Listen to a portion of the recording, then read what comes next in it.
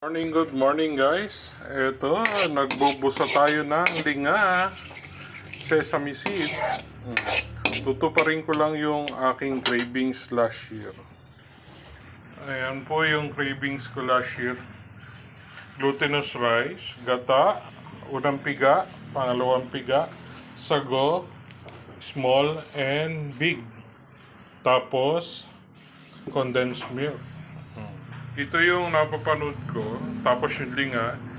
Ito, hindi bilog po yan. Ipe-press pa mamaya. Ayan guys, ito na yung linga. Ayan. Brown natin. At dinurog. Ayan guys, nilalagay na natin yung palitaw. Ayan, pine-press kong ganyan. Tanggal. Ulit.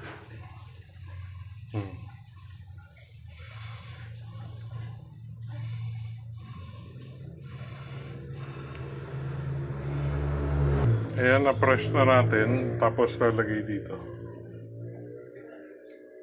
Ayan, lumulutang na sila. Pagkatapos na ilagay lahat, nalagyan ko na ng gata. Ayan guys, nalagay na natin. Palitaw. Parang palitaw na siya, di ba? Tapos lalagyan natin ng purong gata.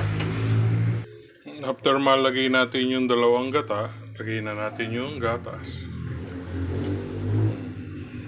Condensed milk po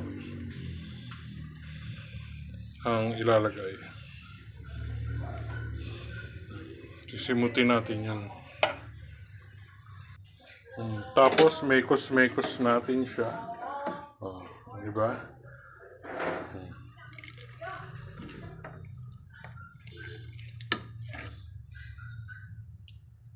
Ayan guys, kumukulo na. Lagay na natin ang binusang sesame seed. Yummy to mga lodi. Tingnan nyo, nag-iba na. Di ba? Siyempre, tikman nyo yung tamis. Pag kulang sa tamis, lagyan ng asukal.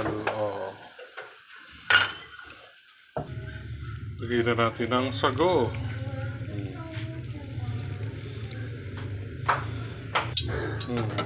Ayan. Lagyan na natin ng sago, small and big. Diba? Yummy.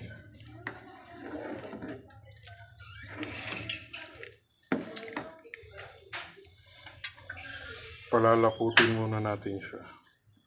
Ayan guys, luto na ang ating nilatikan. Yung pinampalapot ko, glutinous rice din, ninaluan ko tubig, tsaka ko nilagay. Diba? Yummy. Good morning guys. Merienda for today. Nilatikan.